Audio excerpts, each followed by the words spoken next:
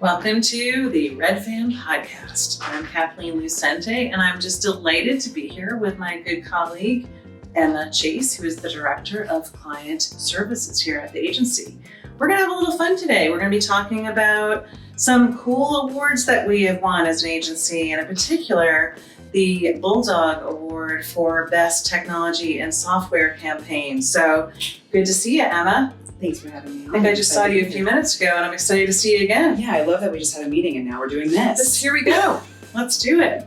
A little bit of background for people to understand why we are excited about the Bulldog Awards. I mean, the Bulldog Awards are ranked by journalists, why do you think that's important? Journalists are our number one target in most of what we're doing. So to be evaluated by them with the work that we have done is incredibly high praise. So for our clients to be recognized by the journalists who are evaluating this industry, looking at the best PR firms in this space, I mean, what more could we ask for to be awarded a gold award in this category, judged by those whose opinions we value the most? Well, and also we got a double whammy, didn't we? We did get a double whammy. So it was a really awesome year for us. This campaign that we'll chat more about today won a gold award in the technology and software campaign, but our agency was also awarded gold for Best B2B Agency, which is a fantastic accolade for the whole team. Yeah. Donuts all around. Donuts all around. Just awesome. So this award, the Technology Software Campaign Award really is an interesting one because, you've got an apparel industry leader and you're moving them and evolving them into being a recognized technology innovator. I mean, what was it like to put that award together? What were the components of that award, and what made this a technology story? Mm-hmm.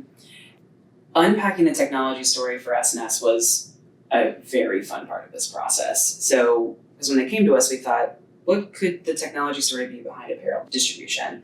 And the more we learned, the more we realized that not only has the team been dedicated to advancing their own technology in-house, building their own software systems. They built a proprietary warehouse management system. They implemented that into all of their own facilities. And then they asked their technology providers to work with their system. They said, no, we're good. The system is awesome. Why don't you come in and work with us and show us what you can do?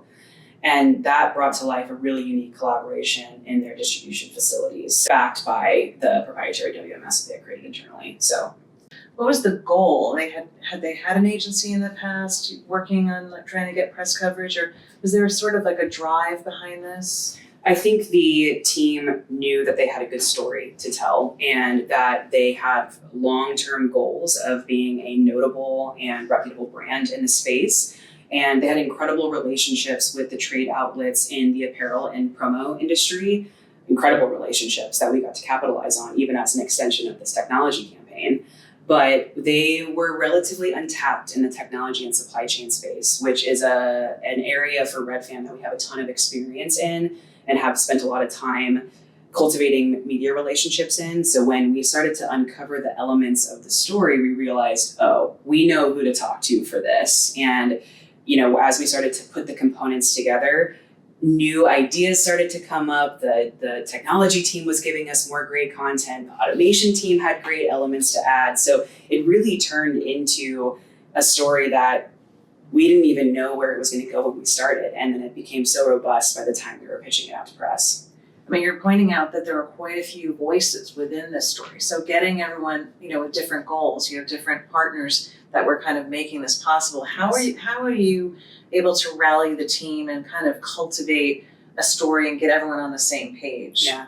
The work with the collaborative partners here was essential to S&S's success as well as the PR success. We always like to say that whenever we can play with others in the PR space, we want to, because that just means more for the client, right? If we can collaborate with another incredible agency for a partner or a customer company, that means double the amount of media relations work that's happening on behalf of our client. What more can we ask for? And there were incredible partners that were a part of this collaboration. So we worked with all three of the brands together. We had regular conversations with them. The PR teams put our creative thinking caps on together. We were able to capitalize on existing conversations they were already having with Target Press. They opened us up to new partnerships that maybe our team hadn't even thought of yet, and vice versa. And one thing led to another, and we're finding ourselves in multiple cover stories by our collaborations. I love that. We love that. We have a team member here we started calling Cover Story Queen because she couldn't stop securing cover stories. And I don't want to stop her now. But the reality is that this was a interconnected technology story that required, SNS to have a rock solid foundation and narrative, the supply chain automation and software provider to have a rock solid foundation of their story, and great experts to speak to it. And then the robotics partner also came in and added their special sauce into the mix. And I think one other important element of this campaign that would not have happened without the collaboration between all three parties is we were able to create really beautiful visual assets out of it. That's what I think that was really, really cool. I remember you were heading up to the actual factory floor, right? Yes. That was a really special experience because, we are here in our office in Austin, which we love and do such incredible work out of, but there's nothing like getting on site with a client, especially when you can see the technology live. I had a couple of moments where I realized my jaw was a little bit on the floor in the facility. I'm watching these carts and these robots move in this beautiful ballet across the floor, and I'm thinking, oh my gosh, I need to call all of the members of the media right now to just come and join me and just sit and look at this. Like, let's pop some popcorn and just see what's about to happen here. It was really beautiful to see the technology come to life, and I had seen video footage, I had maybe seen it in the background of a Zoom call, but to see it live really put the pedal to the metal. And we got great video content out of that we used with our friends in the media, and it really helped to solidify the story.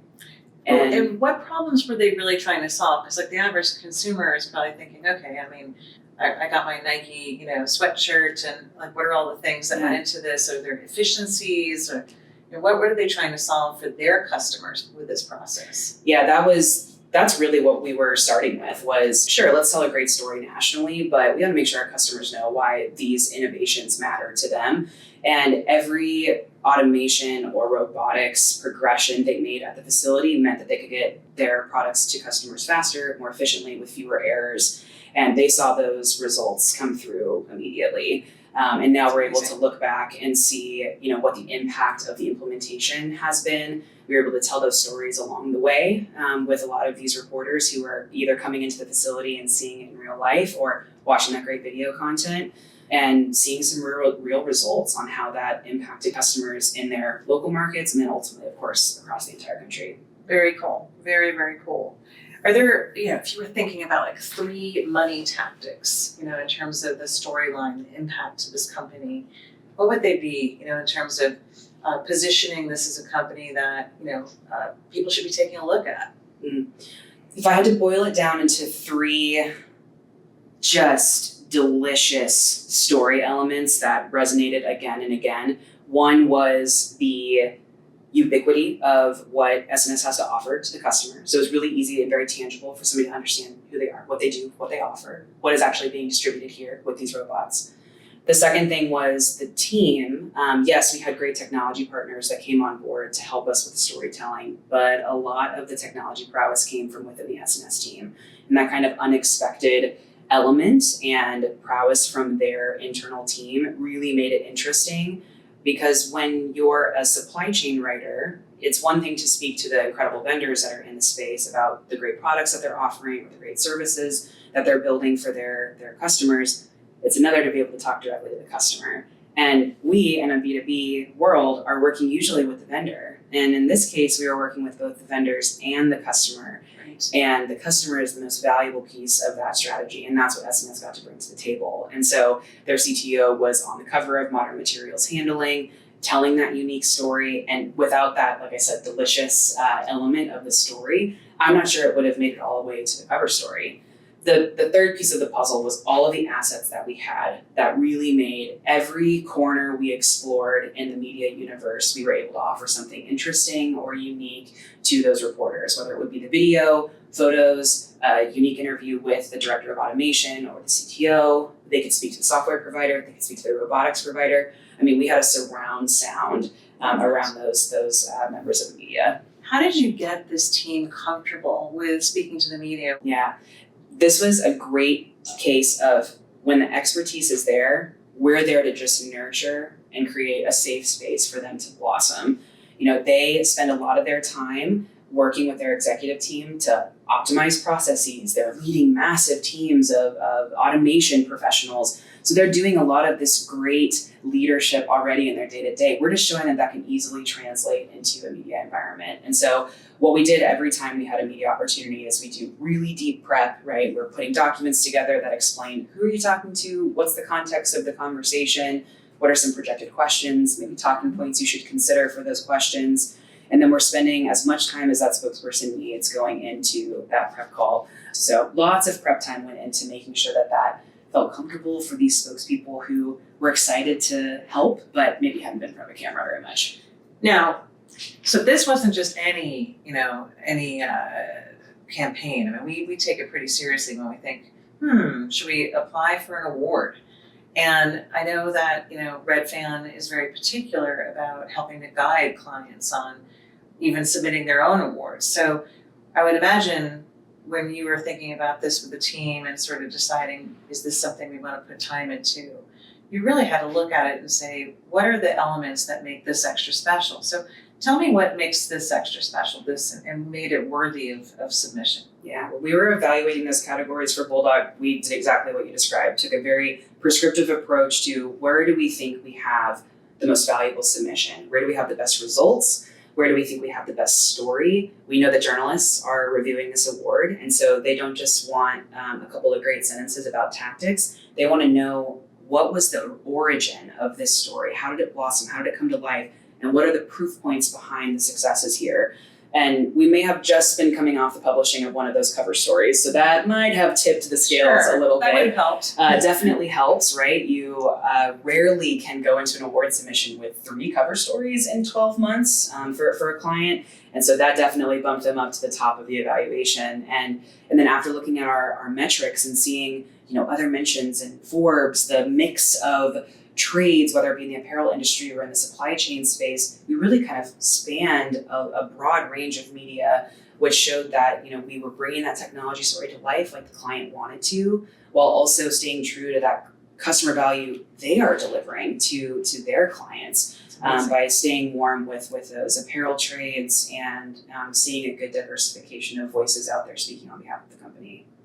I think that when you were looking at that campaign, obviously you have to put in numbers and all that good stuff. And imagine journalists are actually looking at this award submission, because Bulldog is having journalists do the evaluation. What do you think that really got them excited? What do you about this campaign, and why did we get the gold? Yeah, I think I'll say it again, the cover stories really helped there, I think. And it wasn't just cover stories in their trade space.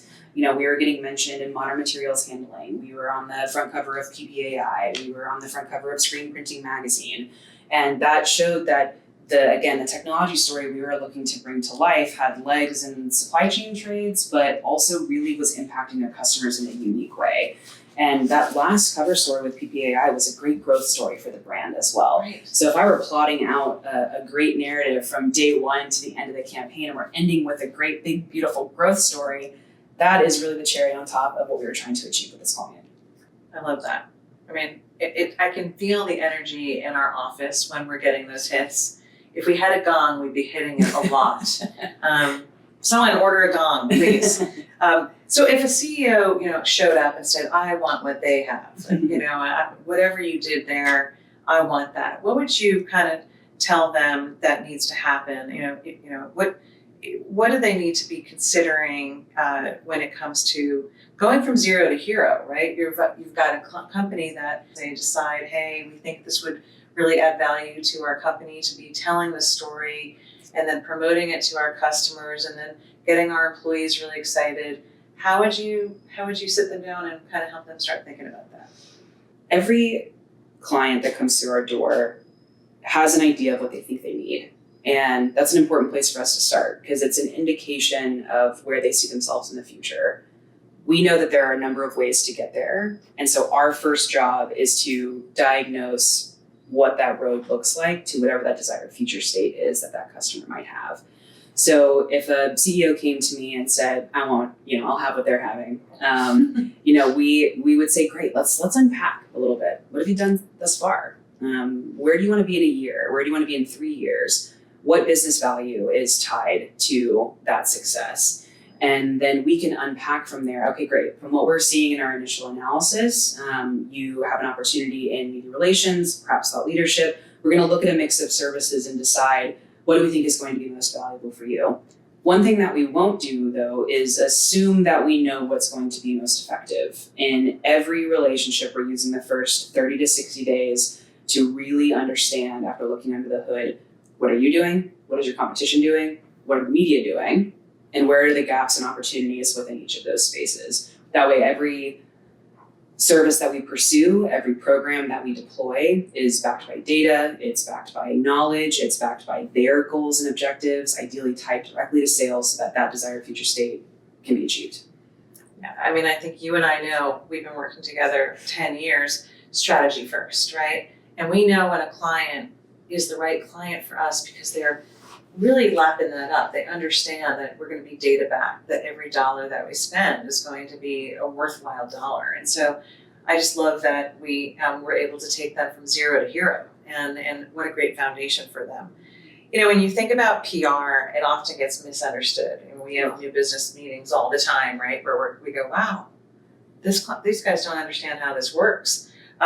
What's the biggest myth that you ran into during this campaign? Were there any myths for you around how press releases will be the tool of the day, or how much pitching it really takes to actually achieve the goals, or what kind of collaboration is relevant and needed?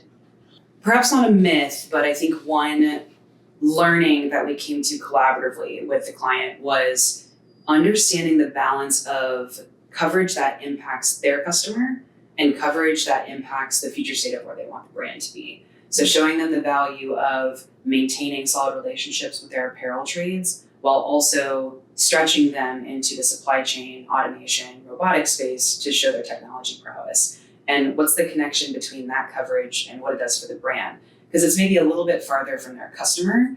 We can certainly translate that into value for the customer, but we also know that there's long-term gains for the brand that can be found in coverage like that. So I think showing that diversification of press not only keeps them fresh, right? We can only go back to the same reporters with the same story so many times. Correct. We have to be able to find new angles. We have to be able to broaden the media list. We have to be able to keep things timely for those reporters. And we needed to do that every step of the way. And I talked a little bit before about the different mix of voices and assets and collateral that we had to work with. That certainly helped as well. And making sure that the client knew every single investment that we make in this automation story is going to find its way either to value for your clients or to value with our media friends. When you're talking to a technology reporter who maybe didn't even know that much about this company, what got them excited? There are a couple things I think that got them excited. First and foremost, an incredible technology leader who had done very quiet but very impactful work to build their own proprietary software systems within the organization. So a proprietary warehouse management system that came into play for their robotics and automation strategy, as well as just incredible prowess in building and scaling the organization across North America. Another element I think that was really interesting was the collaboration with the other technology providers. So we had state-of-the-art robotics, state-of-the-art supply chain software that came together with the S&S team to deliver what was the implementation at all of their distribution facilities throughout the North American market.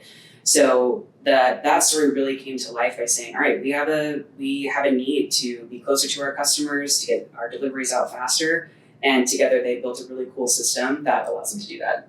And measurable impact, I'm sure, from before, what this scenario was like before versus after. And yes. I'm sure journalists were asking about that. Absolutely. They want to know what are the robotics doing to make the customer's life better? And how are they boosting stats? Are they more efficient? Is it less time spent in certain areas? Are they able to optimize the footprint of their facility? And all those things were achieved.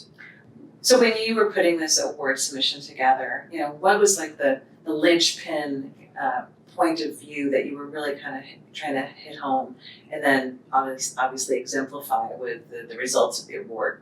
One thing their technology team made very clear is that they were the first of their kind in implementing this technology at scale. Others had tried. They had even made some attempts and said, you know what, we're only going to implement this when it's going to be rock solid. And the combination of their internal work, the proprietary software they had developed, their unique partnerships really created something incredibly unique in the space. And so that implementation alone and its differentiation among competitors and other distributors in the space really made this a compelling story for press. Very cool. Very, very cool. Now, let's get into the fun here. I remember, as we all know, Red Fan on occasionally has impromptu happy hours here at the office. Yes, I hear that there's sometimes wine at these happy There's hours. some wine and some incredible cheese from our local Antonelli's around the corner. And I think I actually had a cheese platter delivered. I think that Friday, is that right? Yeah, it was a little oddly kismet because there just happened to be a cheese board that had arrived. I hadn't quite wrapped up my day yet. I start to hear the rumbles of our impromptu happy hour starting downstairs. I'm working on finishing up something else for another client, and then an email pops into my inbox, and it's from Bulldog. And I had honestly kind of forgotten that it was my name that was on the submission because it was a team effort putting the award together. And I say, what's this? And I get 2 of them back to back. What's this too? So I open that up, and it is the wins for both of the categories that we submitted. And I screamed. Yes, there was some screaming and hooting and hollering. There was definitely some hooting and hollering. I also think I screamed a colleague's name because she had a huge role in submitting, and I wanted to make sure that she knew that her work was valuable and her work went somewhere. And I am stomping down the hallway. You can hear everything in this house, right? So everybody hears me stumbling around upstairs, and then I get to our stairs and I just yell down at everybody. I said, hey, guess what email I just got? And everybody's like, what? There's like cheese hanging out of people's mouths. And I said, hey, what do you think about winning both of the Bulldog Awards? Both 2 golds. 2 golds, because we just did. Not just 1, but 2. The gold awards for Best Technology and Software Campaign and Best B2B Agency. What a good Friday. Gotta love it. Yep, that's how we roll around here at the Red Fan Agency, and we really enjoy celebrating. Now, we were celebrating anyway because we'd already had an incredible week, but what? Put a cherry on top, or maybe an olive, because I think there was some olives in there. We never need an excuse to have a cheese board and wine, but alas, why not have one? Yep, it's a good day. Thank you so much for joining us on this podcast. Thank you so much, Emma, for spending time with me. I always love doing that with you. Let's do more of this. Okay.